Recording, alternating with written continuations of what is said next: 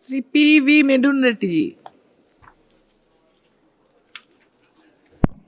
Thank you, ma'am, for letting me participate in this discussion on demand for grants. Madam, in our state of Andhra Pradesh, the state debt is rising at an alarming level. The difference in the growth of revenue and the increase in debt there's a huge mismatch.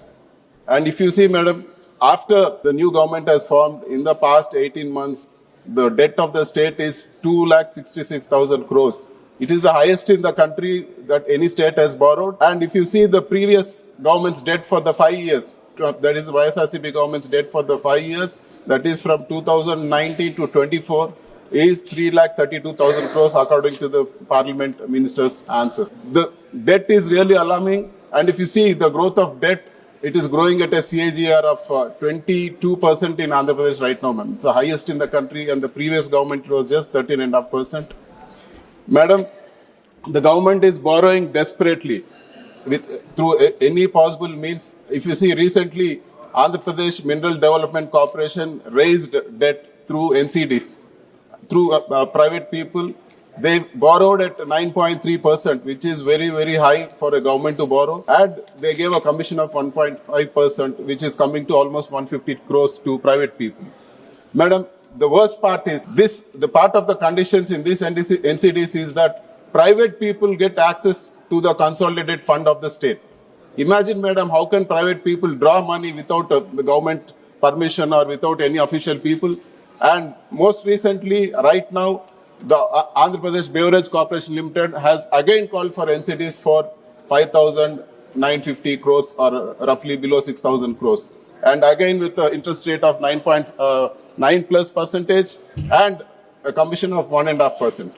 Madam, I would like to recall that in the previous 2019 and 24, the finance secretary wrote to all the states saying that any borrowing you do through government subsidiaries to the corporations, it will be a part of the Article 293 of 3 of the Constitution, which says that all the borrowings, indirectly if you do also, it will be in the part of net borrowing ceiling, part of the NBC. And even in August 22, 2022, the finance secretary wrote to the chief secretary of Andhra Pradesh saying that the then government wanted to borrow same through NCDs through the Beverage Corporation Limited. They said this is going to be part of the borrowing limit of the state. So even you borrow through your corporations, it is going to be part of the borrowing limit of the state. Madam, right now, I would like to ask the government. Right now, the current TDP government has borrowed through APMDC, and now they are borrowing through Beverage Corporation Limited. My question to the Honorable Finance Minister through you is, has the rules changed then and now? When the previous government wanted to borrow, they said it is part of the borrowing limits. Is it part of the borrowing limits now or not is what we want a clarification from the government. Point 2 is that when the government banks are prepared to give at 6% interest rate, why do you want to borrow from private parties at 9.3%? Why do you want to waste public money, and why do you want to give commissions, 1.5% commission running into hundreds of crores? Is this not a scam, ma'am? This has to be taken up seriously. And the third part is that similarly between 2014 and 19, when TDP was in power, it was part of the NDA, they overborrowed, and then the next government, it was again deducted in the next YSRCP government between 19 and 24. Madam, and I want to ask the government, is it not a very bad precedent letting private people have access to the consolidated fund of the state? Imagine all the borrowers have access to the consolidated fund of the state. Everybody is going to put condition that we want this condition to borrow to the state, to lend to the state. What is the situation in the future? State will not have any access. There won't be any access for the government to control it. So this is a very bad precedent. The center has to step in and make sure that such conditions are not put up by the states. And we want the Honorable Finance Minister in her reply to talk about this bonds which the AP government is raising and which is against whatever rules set by the central government themselves, whatever letter the central government has written to our state. And coming to Manrega, ma'am, for the past 7 months, the labor component is pending in our state. the center, when we met the honorable minister, they said that the fund is ready, you have to talk to your state. Madam, the labor component has to be paid in 3 days. The act says the labor component has to be paid in 3 days. How can the labor sustain for 7 months? And there are almost 90 lakh active laborers registered in the state and who are dependent on this. What is the future of, how do they sustain and how do they survive, man? And the worst part is from the Telugu Desam party, we have a minister who handles rural development from the center, ma'am. Mr. Chandrasekhar, I don't know if he's here or not.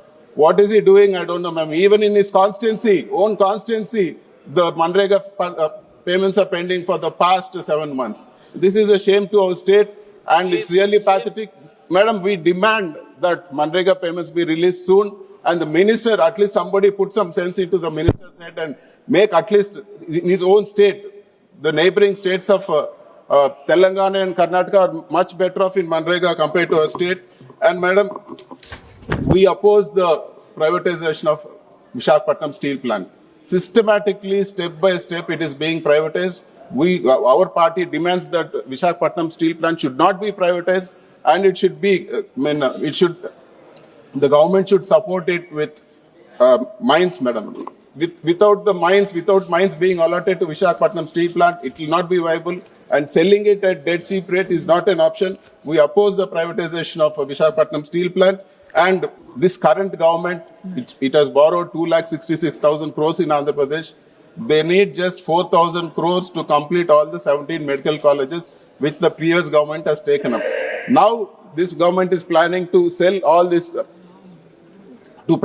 medical colleges to private people in the name of PPP, which we are opposing, ma'am. We asked the central government to step in. Already the central government earlier had given funds for 3 colleges. And now the rest of the other colleges also, we demand that central government step in and stop this process. Anywhere we go in Andhra Pradesh, ma'am, anywhere, any private hospital and any private, government hospital. You see thousands of people around a government hospital and we don't find people outside because they are all profit motivated. So healthcare should be in the hands of the government and we demand that the privatization of medical colleges not be there. And one more, the last issue, ma'am, Kadapa Bangalore railway line. Madam, the recently Honorable Railway Minister said, I am ready to do this project if your state provides the matching grant. Madam, TDP government is part of the NDA government. Through you, I demand the government, they provide the matching grant and the funds for complete project has to be given by the center because TDP and BJP is one and part in the state. So we demand that Kadapa Bangalore line, which is important, to be taken up. Thank you very much, ma'am. माननीय सांसद धर्मेंद्र यादव जी।